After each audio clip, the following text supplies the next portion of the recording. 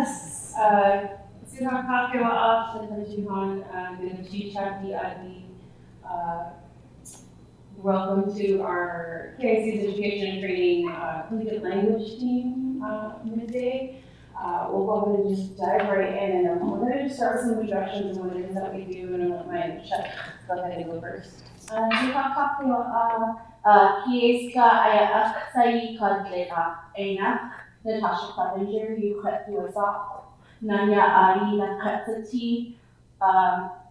Sanyaa Nakahedi Unasi, Ish has on Hesity, Ashi has Hesity. So I said that my Tlingit name is Kiyéis Tláa, my taxpayer's name is Natasha Clevenger. I am from the Sanyaa clan, and my house is the Mucharking Heston's house, which is out of Rainbow. If you ever see that house with the bear in front, that's the Mucharking Heston's house. I said that I am child of the Unangam people, so that means my father is Unangam. I am grandchild of the Kiyéis, which is a Tlingit clan, so that's who my mother's father is, and I am the Tlingit Language Apprentice at KIC. I work with Yakdushí. Yakdushí, Tundataani, the Capstone, please, and Milne-DeWitt, Sanyaa,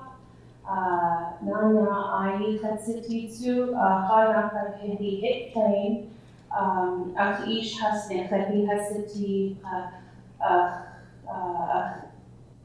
Ish do atli Ketchikan Wushki Ketchikan Tlingit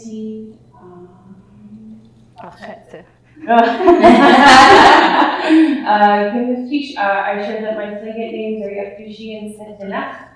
I am also of the Sanyaa clan, but my family comes from the Big House. My paternal side, I am a child of the Nekheti. My maternal great-grandfather is Yakdushí, and his father is, my great-great-grandfather is Mushkitan. My Ketchikan.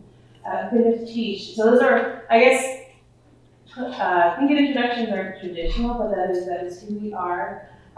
We are both of the same clan, however, no blood relation, but clan-wise, she is my older sister, Shek.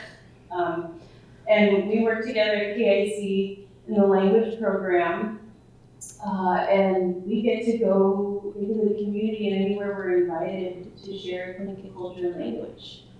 I don't think there's an invitation we've ever declined to be invited into spaces, so we get the opportunity to, honestly, I think, teach anything that person is comfortable with having in their space. We've gone to teach just language, we've gone to teach just culture, we've come in and done like a 2-week unit on both. So that is what we get to do. We've also facilitated Tlingit language and culture class at Ketchikan High School a couple of years ago, and we currently facilitate class for the Travel Scholars Program at KIC. We just love bringing Tlingit language and culture anywhere. That's what we get to do. And so today what we'd like to do is we'd like to take you on a journey on how we've kind of been guided in one way or another, in how we've brought those two things together. What it was like for us to teach just language in the Ketchikan community, how that's evolved to teaching just culture, and then how that molded and found its way to more of a place-based knowledge type education for what we do, and how that's been received from students, from our high school students. Yeah, so this is the general breakdown of our high school, mostly, but we will throw tidbits on what we can do with other age groups as well. Yeah, so all these pieces have, in one way or another, been brought to elementary classrooms and other spaces that we visited. So we'll just go ahead and dive right into language. So our first year at K-High, we spent that summer before school started. You guys should have seen it. It was beautiful. That curriculum was gorgeous. Language. We had a plan. We had laid out units and lessons, tests and quizzes, and that weren't even on paper. They were going to be verbal. We had a gorgeous plan. for language. We were going to do sounds and vocabulary. We had history of Indigenous languages. We had history of Tlingit language. And we'll let you know you'll see what happened after that. So when we started at KI, we started with Indigenous languages of Alaska, and we felt this was so important to kind of start on a bigger map for when we visit classrooms. So if you look at the Alaska languages map, it's a beautiful illustration of Indigenous languages, and it also gives you the illustration of seeing which languages belong to which language family. So the Tlingit language belongs to the Dene language family. And so this map, here's the Alaska languages map. We had a really big poster of this in our classroom because we had, of course, we didn't have just one student of Tlingit. We had students that were Nunnan, we had students that are Yupik and Haida and Tsimshian. And non-Indigenous? Yeah, and non-Indigenous. But this was for them to really start to get an idea of how many languages live in our state, and what language families are. So this was a really beautiful lesson for them to learn, to see. It was a great opportunity for them to learn about the Alaska Native Languages Preservation and Advisory Council. That council creates a biannual report for the governor on Indigenous languages of Alaska. And so it was a great opportunity for students to learn about the language revitalization efforts that exist on the state level with our legislature. And then we kind of started to narrow it down because we needed to bring it back in, right? Because we could go on and on, it could be forever. Probably get a degree in Alaska Indigenous languages that we really started to, okay, we see all these languages that live on the land, some that are asleep, some that are thriving. But we needed to really acknowledge the healing piece that comes with that, and I'll let Kiyéis talk. I feel like, we really front loaded that information, like, language is so important. Let's talk about where our language is from, how it originated, how we came to be. But then, why is it not here? This is the Indigenous land of our people. Where did the language go? What happened? What was the process? So we love dialogue. Like, there's not a way to overemphasize, we love dialogue, especially with our students. So we kind of created that safe learning space where we could create that dialogue, and we talked about the whole thing. So we were not afraid to talk about boarding schools. We talked about it just like we did general in Alaska, then we broke it down to regional, and then we broke it down to Ketchikan specifically. I think this is a good point to note that we always pull from our own experiences and our families, so we bring that in always. So we talked about what it looked like in my family. I was raised by a person who went to boarding school, and then I wasn't raised by my mother. So let's look at our families. What does your family look like? Why does your family not look like what you would see in a typical Westernized family? I'm a family of 10 right now, guys. I recently met with Red Cross, and they had to ask, are you multi-family? No, we're tiny because this is what it looks like for our people right now. Yeah, and I think this was a dialogue that happened with high school age. So like we are age appropriate when, if this is a route that the teacher and ourselves can facilitate in a safe way for age appropriate. But our high school students were so receptive, and they really wanted to have that conversation. I think it took a little bit of warming up to really feeling safe in that space to be able to share your opinions. I mean, as great as it is to write a paper that isn't something that we had in our classroom, we wanted them to have conversations. We wanted them to have their opinions, whether it was to disagree or agree.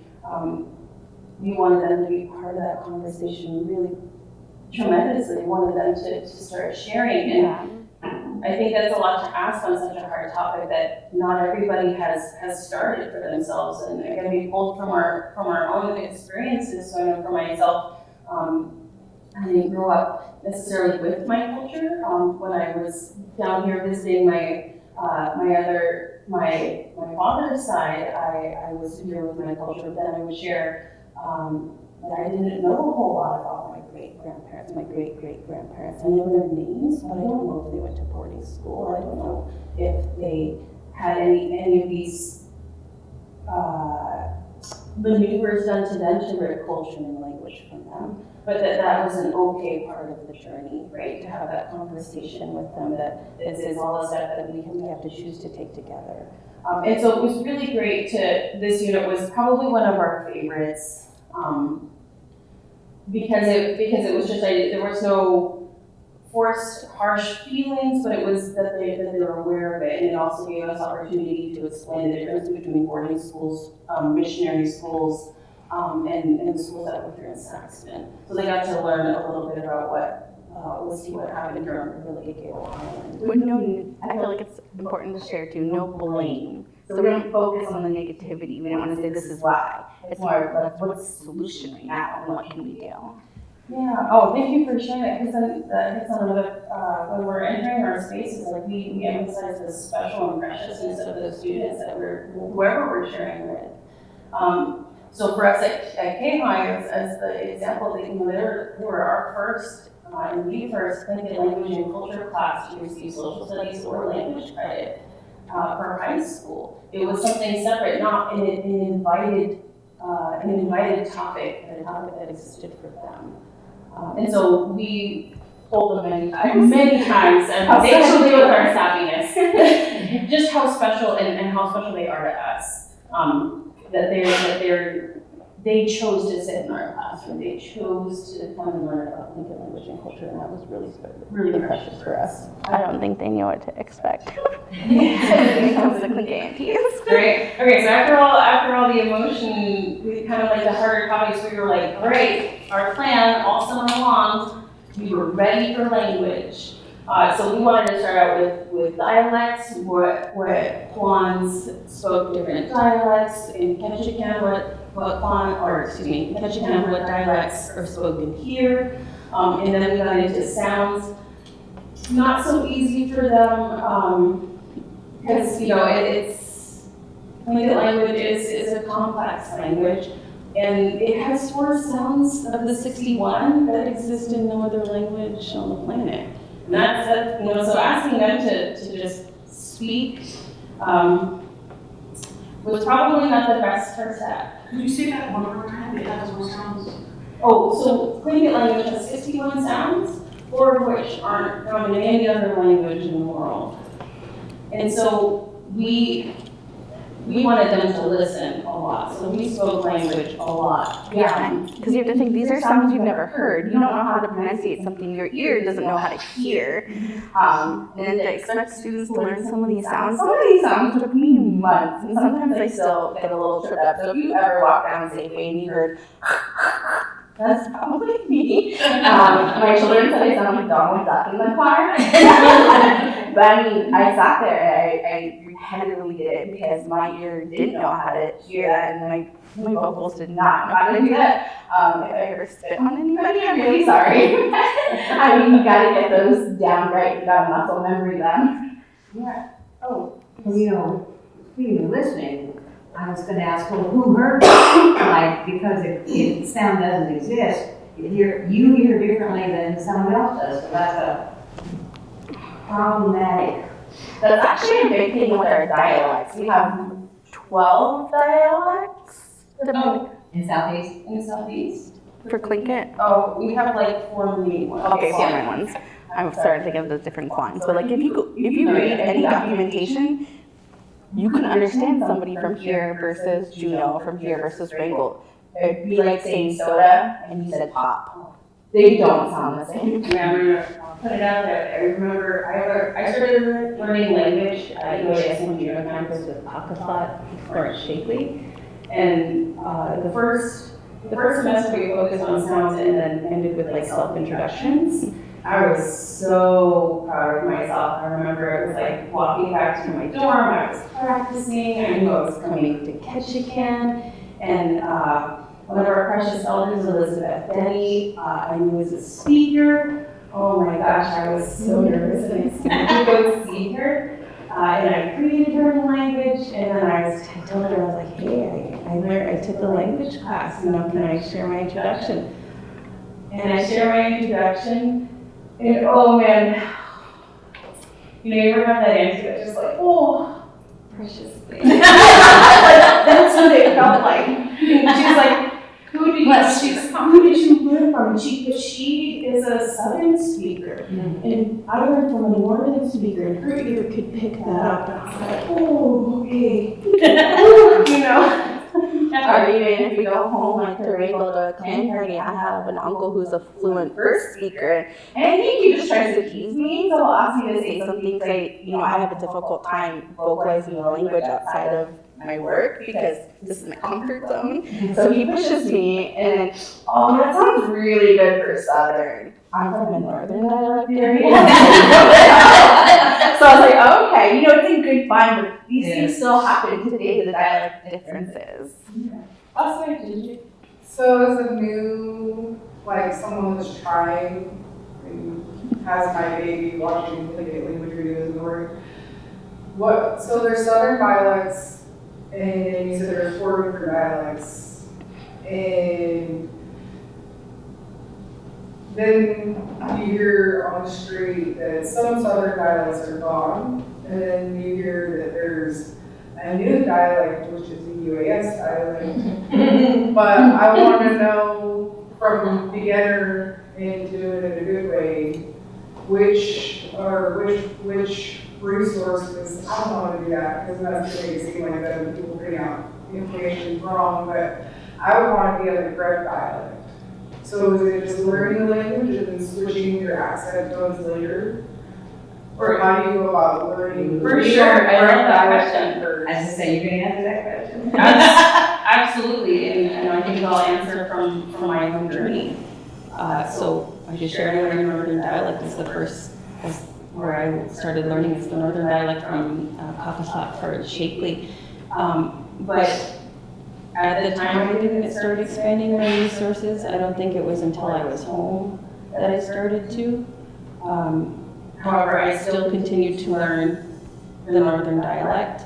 But yeah, I did started to add, so I'd get droplets of jewels, like, okay, instead of fleet, the word for grandparent down here in Southern dialect, and I also heard in Sitka area, you use Akli for grandparent. Or I know in, I want to say it's the Taant dialect that the vowel system works differently, and then also and then also in Southern, but that it also depends on the Southern dialect because some of the Wrangell area also spoke Southern dialect. And so it depends. And it really is about where you can find the resources, and which we'll mention a couple in here, that you can start replacing, right? Because I didn't want to be halted and stinted in my language journey because I couldn't learn a specific dialect, and that was really hard to overcome for myself. But I heard my great grandfather speak, and I wept, I bawled, and I wanted so badly to understand what he was saying. And at that point, for myself as a language learner, I was, okay, I'm just going to learn everything I can. I'm a lifelong learner. And so when I can start swapping out dialects or even beginning to know what dialect says different words. So, for example, what is it? The word for mountain goat, jungu. There's so many variations to say jungu depending on where you are. You have like jungu, jinnu, jinwu. They all look really similar in the current orthography. Right. So for myself, I encourage anybody to learn language and then just start holding on to those gems that you can find on dialects. Sorry, that was kind of a long answer, but That's the thing here. You get judged. You're judged. Why are you not learning this dialect? That's not your dialect. Why are you doing this? Why aren't you sharing this? Reality is, we don't have anyone here to teach us this dialect. So is that going to stop me from learning the language? It did. It really did. My family they were rough on me. And the ones who were the roughest, they still haven't learned anything. Well, it's still true right here. Yeah, so what's going to happen? How are you going to communicate with me if you didn't learn anything yourself? So, and those sounds, you get those sounds down, and yeah, you already know how to hear it. Then you can switch that as you learn your dialect differences. But really, for here, we don't have much recordings. There's nothing that we can go and hear those dialect differences besides the few gems that are out there. But if you hear somebody else's, like I know Yakda, Yakata, they have a lot of good stuff on their dialect. We just don't have that. So it's really adapting what you're comfortable with. So be open. People are going to judge no matter what. Yeah, I think that's definitely a choice that you have to make for yourself as a learner. You know, do you want to keep learning Lingit language and all that you can? Or are you gonna wait until you find that moment that you know you're ready? Really? Seriously, we like, what are those called, like kind of memes? Before, when we came in here, I was like, I want to study at soccer. I was thinking I'm a big Harry Potter fan, so Leviosa.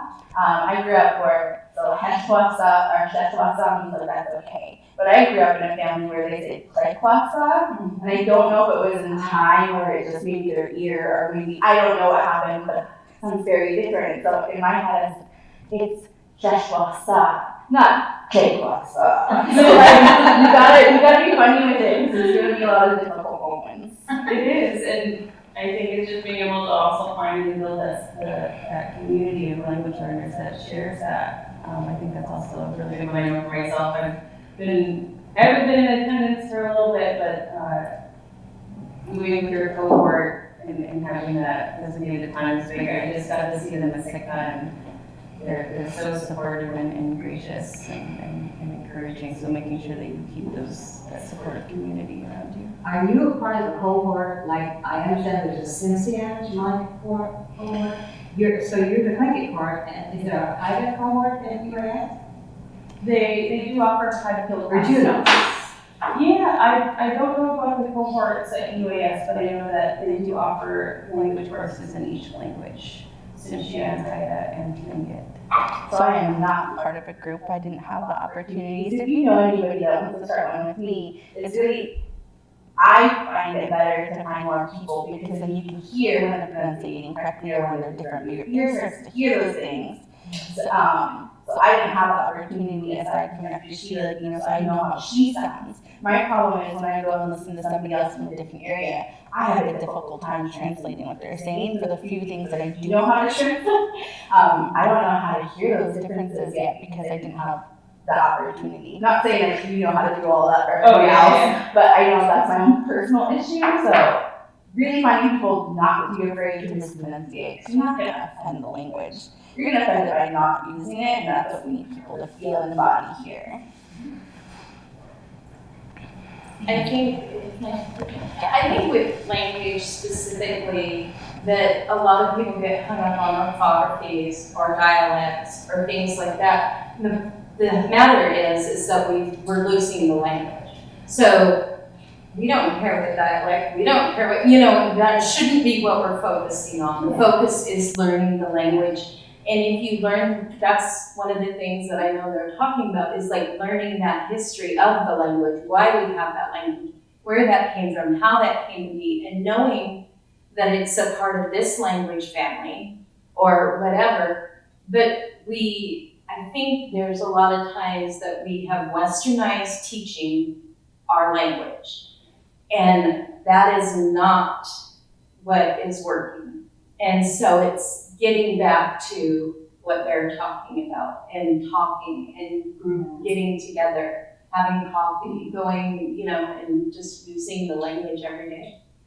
Exactly, and I think that's one of our funner challenges is how do we create and keep our kids engaged and want to learn. And so that is actually a perfect transition into the different tools that we use in our classroom. One of our former teammates, Apprentice, Sanyaa, had come up with puns for our kids because they never get enough of our jokes. So a quick little lesson. So if you could repeat after me, yai, yai, yai, yai. Perfect. That is the word for whale. And so one of her puns was, what do you say when you see a whale? Yai!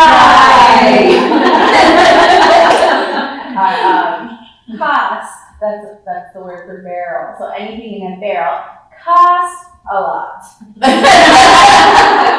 It's just fun tools like that. You know, because they fell over off their seats laughing. But, you know, I think that it also meant for us to be, you know, stepping up in that technology realm, which I think we did successfully. So our kids didn't have to take textbooks home. We didn't ask them to memorize a set vocab list or anything like that. We utilized tools like Quizlet and Gimkit and Kahoot and all these things that they got to take home with them because they're all familiar with a cell phone. They all have a full laptop that they can use. So there really isn't like, oh, you didn't bring your book, no problem, you didn't need it. And so it was really making the language approachable and not intimidating, just praising them when they try.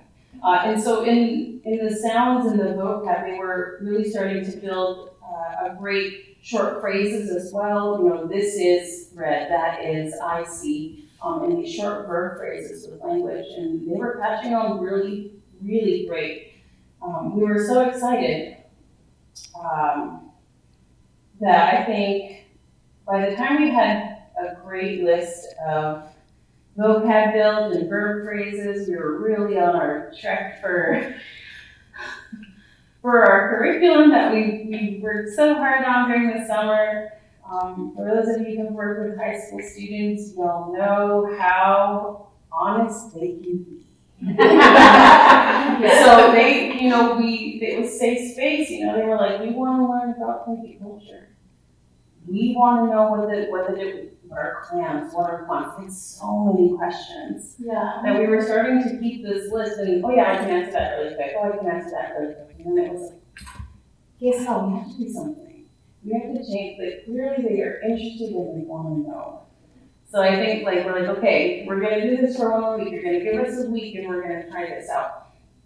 So we laid out this idea for the second quarter. History of the culture, social structure of Tlingit culture, Tlingit Tundataani, and then we ended up wrapping up the year with Eid.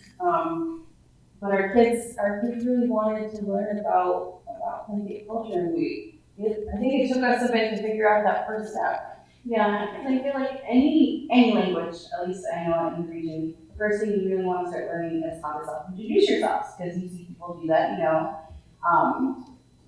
And then as we introduced ourselves in the beginning here, we shared about who we are, who our father's people are, who our grandfather's people are, and those are concepts they didn't understand. So we had to realize, like, okay, you keep asking about culture, and now they're not understanding some of this language because they don't understand part of the culture. That context piece. Yeah, and you know, we talked about the learning goals. So of course, if you lost the language, you're going to lose some of that culture too. So this is what we came up with after our great curriculum on just language. So I think, so we spent Christmas break revamping our entire curriculum at the whim of what the students asked for, which we would happily do again. Now we don't make curriculum too much ahead of time. That's what we create. We learned. Yeah, we learned. So we talked about the history of our culture. So again, we looked at and very generalized, guys. We looked at the timeline for Tlingits in general. So just like we started the map of Alaska and the language dialects, we looked at again, what did it look like from Tlingits? Where did we come from? How did we come down here? We touched on from our own. We looked into the migration story of our own clan.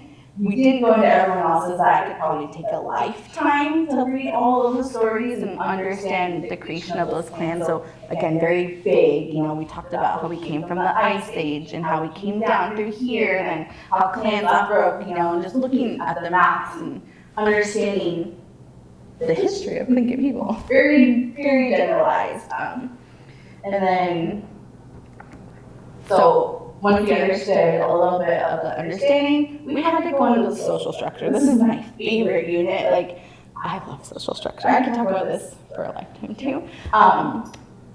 But what do traditional relationships look like? Just how we had talked about how our family units were displaced from boarding school. Well, what did a family traditionally look like?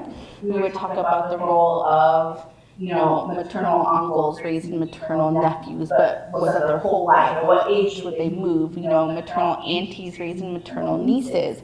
I think my favorite thing to share to give the idea of fathers could not scold their own children. Well, why could they not? Well, because his children did not belong to his clan.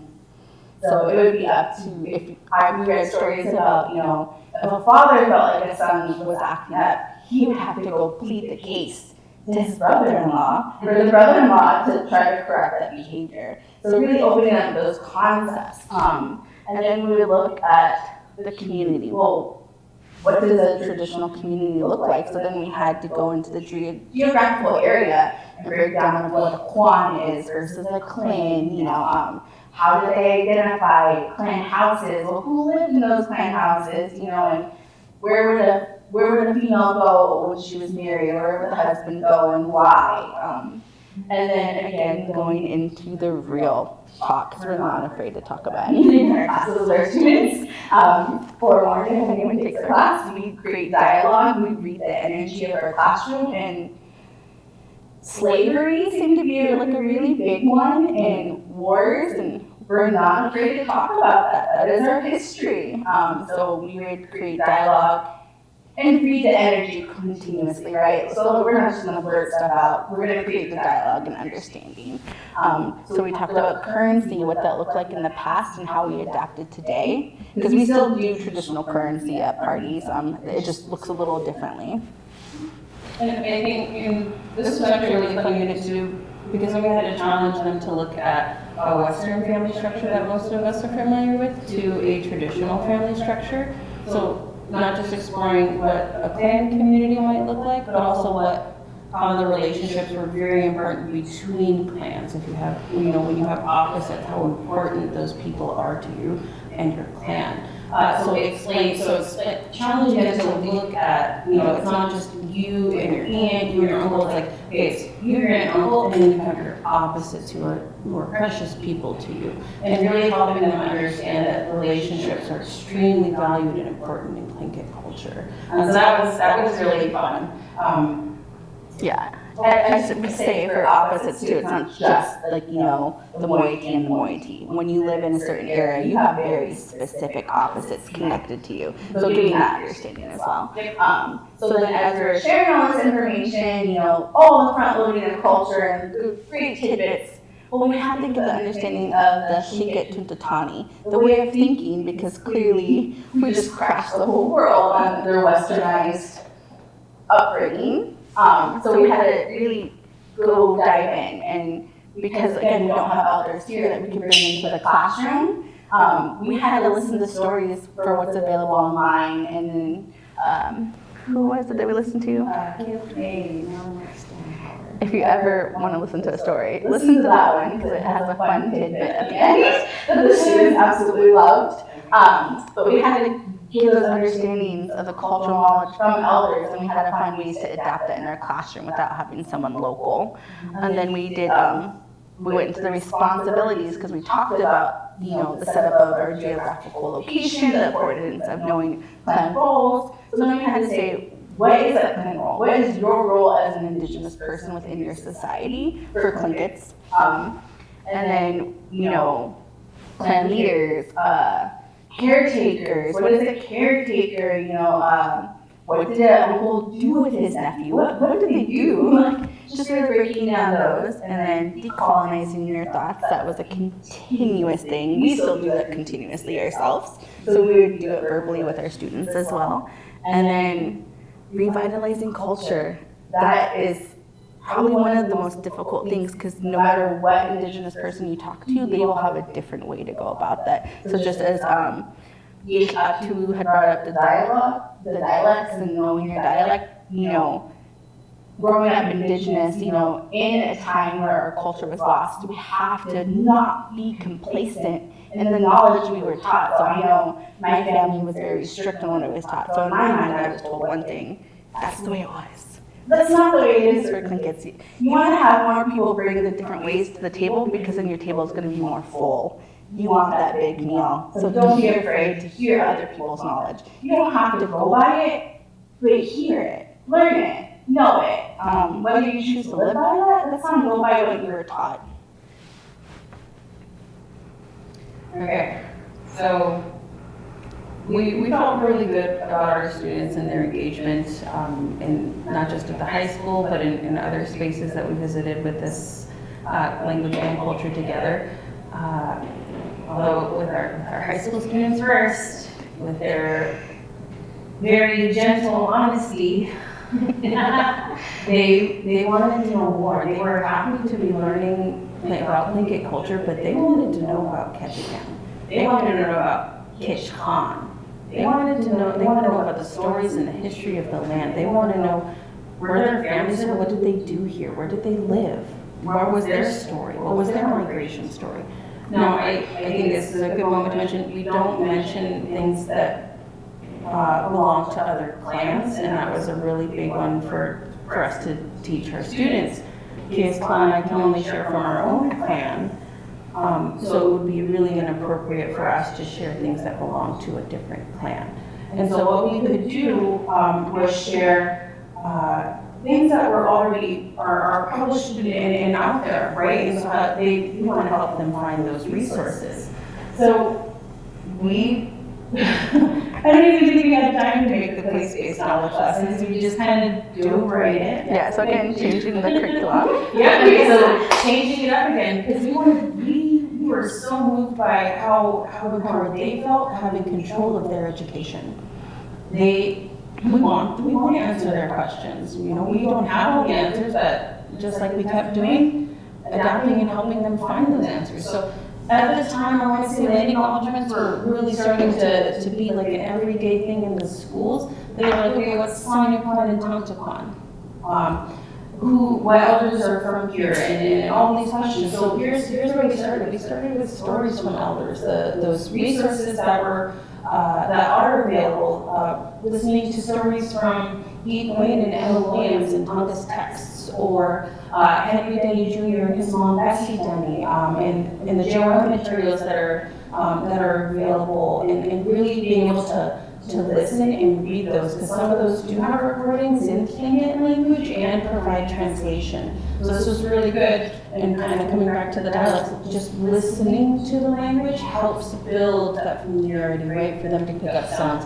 They were able to pick up a lot of the vocab. I think one of our units was being able to highlight some vocab pieces, and they had to look it up in the dictionary so they could learn to use resources. But, so we spent a lot of time on these stories. I think one of the ones that we looked into even listed quite a few traditional place names, and I'm going to transition here into one of the stories that Kwáan shares. The word Pushkatanu, and this was a really fun, it was a really great story that the students, I think I kind of say this was like maybe their midterm. It was one of their big projects. So our students in the language class, they explored some of the history, so the stories from Kwáan and Emma Williams, and the traditional place names on and around the Ketchikan area, the Ketchikan area, that each student had to draw their own map of Revitalizing Island. And so you see, here's one student's here, and then on a separate, they all had to have different traditional place names, and so we utilized their grandparents' names on the land book. That is a beautiful collection of traditional place names, and a chapter for the Ketchikan area, Sanyaa, Kwáan, and Kwáan. So our students got to go through this book and draw their map, and each had to label their map, so like a key, right? And then they would use their maps in our stories. We could find these traditional places, who had Pushkatanu, who had Taant. And so our students were getting really excited. They were really excited to learn about these traditional place names, what Kwáan that traditional place name fell into, learning about the borders of the Kwáans from Revitalizing Island. Here's another student, locations of different areas. So if we look on this student's map here, here's Ketchikan, Ketchikan Creek. But if we go all the way back here, here's this traditional place name, Placenames, which is a traditional place name for Word Cove. Going into the cove, that is Sanyaa Kwáan territory, and then the town side, so from where it comes in all the way down here, like to Mountain Point, would be Tundataani territory. And so it would be really fun. Our students related to this so much. They were so excited. We had fishermen and people who flew out on the boats, visited that island.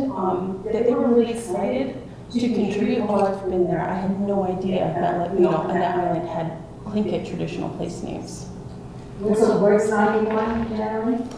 So Sanyaa, how I learned it is here it starts at Orco, all the way to the back part of Revitalization, up to the unit and then past the Canadian border of it. But then that goes into the history. Ketchikan and Saxon is a very, very unique place, even for Tlingit country. The history here is very different. We're so close to the Haidas, to the Tsimshians. You can even go back into documentation, listening to the language here. Some of them have Shannocket words in them. So again, so we push place-based because of our student staff. It's great to do the general regional stuff. You're gonna miss the golden stuff of your specific area if you just generalize it. That'd be like looking at US history, but not going into specific histories of each state. You're gonna miss something. Yeah, and I think that gave opportunity for us to talk about, I guess you could say, post-contact history of the land. So I think we ended up having like this myth-busting kind of section where it was breaking misconceptions that Saxon is a traditional territory or that Saxon is a Tlingit word. So talking about the origin of Saxon, talking about the Civilian Conservation Corps project with the U.S. Forest Service, how Totem Right and Saxon Totem Park came to be, and the timeline, including the Harriman expedition, in the 1890s, and how that was kind of a lot happened in the 1890s. So it was the origin of Saxon and the Harriman expedition. Or even talking about how there wasn't a road to get from Ketchikan to Saxon until 1923. So in their mind, it was always the way it is now. But it's not. So we took a lot of visualization in talking about these topics. Exactly. Other history pieces that we would touch on is like the internment camp at Ord Lake, or Duncan in the 600.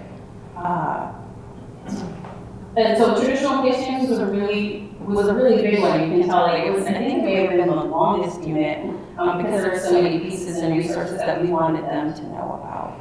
And it is still, I think, one of the funner pieces that we like to bring into learning spaces. But when we started having this geographical idea or visual, right, of Sanyaa, Kwáan, and Tundataani, and history of the land a bit. Now, again, we can't teach about a different clan other than our own. And so what we decided to do was how to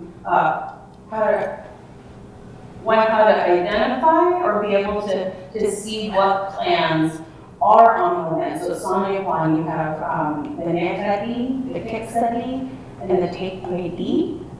And on the Tundataani, you have Taekweedi, Dakshawedi, and Banachadi. And then I forget the point that we were going to mention there. Oh, the reason that we started including clans is because when we started hearing all the amazing land acknowledgements, it's so great to hear those, but then, you hear it in so many different places locally, but then they don't understand. When you hear Sanyaa or Taanta, many times you think of one specific family, or you think of a clan, but it's not a clan, it's the area of people that we had front-loaded for the geographical area. So you have 3 different families in both of the local clans. And then, like, Nehadi is one of my favorite clan, because they're so unique. They're very unique for Tlingits, and I think it's because of our location, but they're a clan that is in no other Kwáan. And then you see Kiksadi and like Taekweedi, they are in multiple Kwáans, and then each one in different clans have different stories as well. So you have to give them the slight concepts of that. And with those clans, we looked at what moiety they fall in, so raven, crow, or wolf, eagle, and then the crests each clan carries. So when you visit the territory and you see a Kilroyal, a wolf, that they would be able to, I know that these clans are found in this clan, and being able to understand and build that knowledge of what clans lived on the land. throwing in tidbits. I know it's recorded, so please, Auntie, somebody don't call me. But Taant is like sea lion people, and then we're from the Stikeen, so people from the Stikeen are a specific clan, but they would make fun of Taant people, you know, making jokes, calling them sea lion eaters as a diss. We call it Tlingit disses, because those are cultural. But the reality is, we didn't have sea lions where we lived to eat. So we wouldn't, like, if we had them, we probably would eat them too. So just throwing in that cultural tidbits to get the engagement is always fun. It's my favorite part, guys. Okay, so this was like, I think, the happiest shock and excitement that we had ever gotten from our students was how excited they were to learn about Tlingit culture, learning about the people of this land, looking at stories, hearing the elders speak and share stories. And Kiyéis and I were nearing the end of the school year, and we were wondering, like, okay, how are we gonna wrap this up? How do we evaluate, how do we assess what they've learned? You know, we do not care for paper tests. I use enough papers as it is. But we wanted, you know, we're big on the dialogue, and it'd be so nice to sit down with them and be able to hear, you know, what did you learn? But we needed something a little bit more. So we decided to go with a police, which is, I guess, the English equivalent could be potlatch. We had a little bit more work to do, but we felt like we've hit on so many important pieces of the culture that we take on the challenge to teach them just a little bit more. So what we did was we wanted them to understand the etiquette of a host and a guest at a week. That there are responsibilities and roles on each side. That there was preciousness and seriousness to the different items you would see at a week. That there is so much work that goes into a week. It so happened that at the time, Kiyéis Tláa and I were preparing for our own planned week, so it was almost perfect timing. We had taken on the challenge to teach them about police and what would go into them, and I'll let Kiyéis Tláa. Yeah, so I think again, our location, you know, going through the history, we were talking to students who had no idea, or maybe never have seen a traditional clan party. Not to say that there's not clan parties here, but they look very differently because of the westernization that happened here in the law. So again, we pulled from our own, and yes, we shared a lot because we were planning with our own clan, and if anyone knows their clan, they're really strict.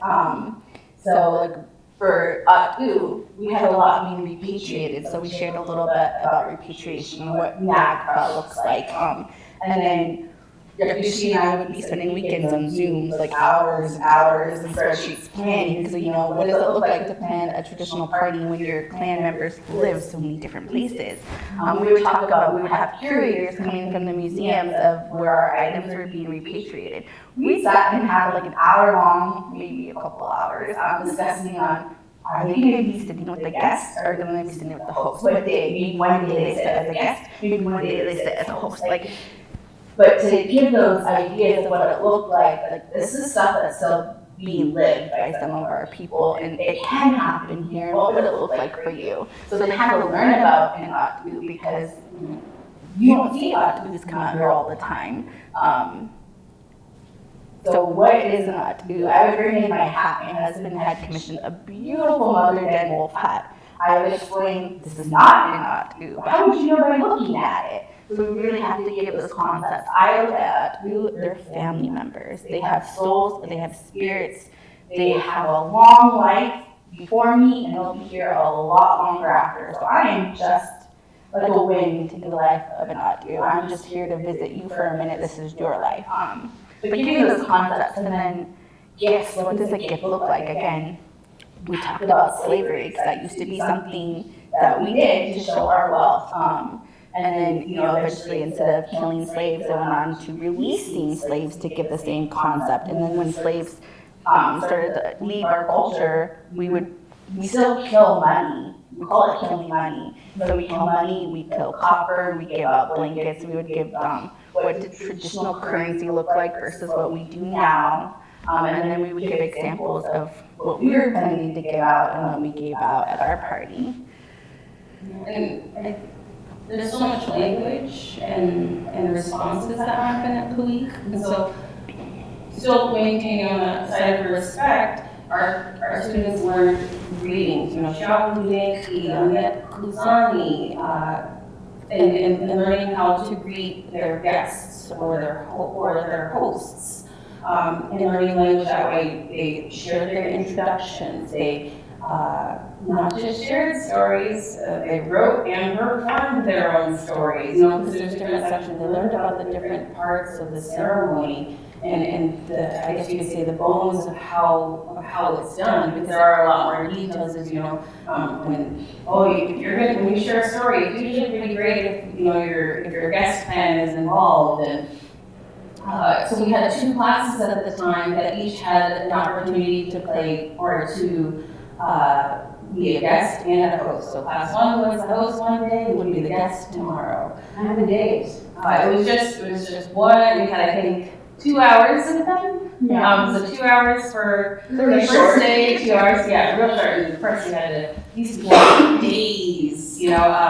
That we had been to some that have gone for days. I think 4 days was the max that we've been to, 4-day party. Yeah, so it was really interesting, I think, through this unit before their final, to see them pull it together. But they really did. They got to pick their clan. However, we did, of course, maintain on that side of respect. So nothing from our area was used. They got to create their own. I think we had dragon as one and pandas as another. Chubby pandas. Just to keep on that side of respect. But when it came to the final, they really showed up. They invited the KI principal, Jason House at the time, and then KIC education director, Sanyaa, who came as well. And they went through the whole thing. They had an Auntie, they had a housemaster, a clan leader, a clan mother, knowing that isn't a traditional role. And each one of them, they really linked arms and pulled it off, and I think we cried at the end. We cried a lot. But not just through the KIC, but probably through the school year. A lot for many reasons. But these students learn the importance and responsibilities and the etiquette that goes to being a host clan and a guest member. That we were able to see if they could listen to the auntie in charge, or if they remembered to respond to their host when they called out, and different pieces like that. So we've done this particular unit at the high school, and then even in the elementary classroom. I think they had 2 weeks with them. And so at the end of our tearful year, just so proud of them being that auntie, we got an opportunity, I think, in that last week to hear from them how they felt about their year with us, and we're open to suggestions and criticism. That they were like, no, we loved it. This was amazing. I think the biggest feedback that we got from probably both the elementary classroom and our high school was, I had no idea. I didn't know that. I did not know that. But that's a big step for people to acknowledge that. And So I didn't know all about it. Yeah, and so I think it was just a really big affirmation for us. Like, this is what we need to be doing. We can't, even though the language curriculum was so great, and we want to encourage that and support that and be the #1 fans for anyone learning language. That you can learn the language, but you need the context, you need the culture, you need the history to know how to use the language and really understand its beauty. This is the perfect boomerang. Just again, we push because of our students place-based knowledge. Any educator in this district, no matter what subject they're teaching can include something of place-based knowledge for the people here, whether it's language or a social structure concept. It can be included, and they can do it. They don't need our approval, they don't need this stand, they can communicate with us. But I feel like a lot of times when we meet with educators, somebody at one time told me, no, that's inappropriate, you can't do that. We're doing it, and we're staying in the box of, knowing our P's and Q's. They can do it too. Yes. So Kiyéis Tláa Sioux, this is our contact information. If you have feedback for us, if you want us to come have a meeting with you, visit your space, visit a classroom, or if it's to give us a harsh criticism, we're about that too. We're learners. We don't put it out there that we know it all, but we are about sharing what we know. So Kiyéis Sioux, again, we appreciate you. And I realize it's the top of the hour now, so if some folks have to head out, we won't hold it against you, but we obviously have a captive audience in front to answer some of the questions for you. So if you've got some questions out in the audience, and if that's time, we'll all come next. Yes, I love that. Yes. So I've only heard good things about you guys. Not from here. I haven't heard anything local, but I've heard about you guys in Sitka, Juneau, Anchorage, Yakdushí, Apprentice. Everywhere I go, it's usually you, visiting you, and then I hear about how to speak her. So I want to know what is your guys' next venture locally. I know I'm always trying to figure out words, little fun words. I still remember Yakdushi's shoes and socks from when I very first moved home. And I liked it because it was family language learning, and I don't know, I'm pretty sure, because you guys are everywhere, that you're extremely busy, but as someone out here that enjoys watching your presentation, just encourage you guys, maybe we have some more gatherings and language like that, please. I will have to say, we just came back from doing a similar presentation at Sharing Our Knowledge Conference in Sitka, and we're hearing things too, like, you guys are doing great things at Ketchikan, we're like, what did you hear? Yeah.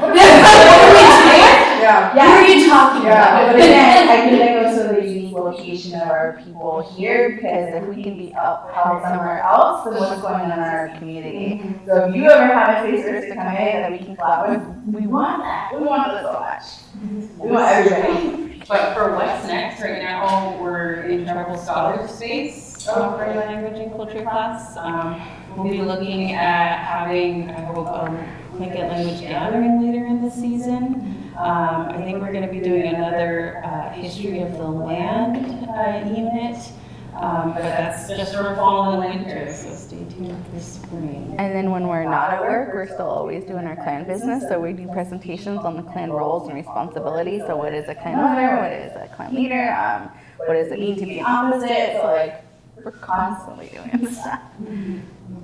So I've got a question that came in from Facebook. So immediately when we posted that we're having you all here as speakers and talking about this subject, we had community questions. There were two that were very similar, and it was people wanted to know if they don't have the time, or they're not going to learn the language, but they want to respect where they're living and they want to know how to pronounce place names. What are the resources that you would point them toward? I don't know of any audio resources at the moment, but I know our